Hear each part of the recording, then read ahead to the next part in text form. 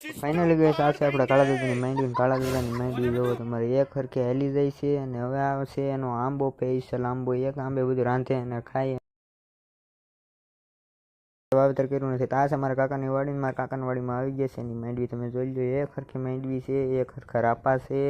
માંડવી તમને નિરાયતે બતાડી દઉં. જોઈ લો આ માંડવી છે એની એક હરખી. તો આજે આપણે હતો રવિવાર ને આપણે વ્યાજ મારા કાકાની વાડી. અને વાડી જોવામાં હું તો સ્પેશિયલ ગયો તો વાડી જોવા જ, પણ તમને પણ બતાડી દઉં વાડી. મને એમ શું તમને બતાડી દઉં, તમે જોઈ તો નહીં હોય. તો ફાઇનલી ગાઈસ આ છે હતી માંડવી. અને આ છે મારા દાદાની તુર. તો હજી તમને નિરાયતે બતાડી દઉં. આ છે આપણા કટોલાનો વેલા. કટોલા હજી થયા નથી પણ થવાની ફૂલ તૈયારી છે. અને હવે લઈ જાઓ તમને તુરમાં. તો આ છે મારા કાકાની તુર. ઓલી હતી મારા દાદાની તુર. આ જો દેખાય મારા દાદાની. मेरा नाम है पोते जो अपने बाप के भी नहीं हो. મારા કાકાની તુર. તો તુર આ બધી તુર જ છે. તમને જે દેખાય છે એ બધી તુર જ છે. આ બધી તુર છે. આ બધી તુર છે. અને આ છે મારા કાકાની ઝૂંપડી. આ જો વાતાવરણ વરસાદ આવે એવું થઈ ગયું છે. લઈ લો.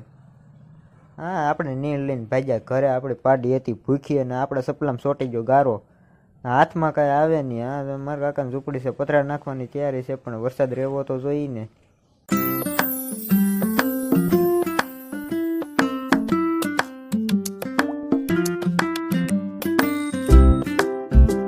તો ફાઇનલ ગઈશ આપણને કે હાથમાં આવું નહીં. પછી લીધો સમસો. સમસે તો એવું ગારો કાઢવાનું કરવાનું છે ચાલુ કરી દીધું. આપણે ગારો કાઢવાનું.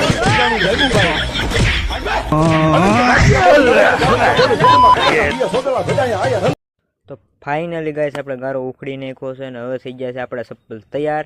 તો હવે નીર લઈને ભાગી ઘરે. બ્લોગ સારો લાગ્યો હોય તો લાઈક કરો, શેર કરો અને સબસ્ક્રાઈબ કરી દેજો.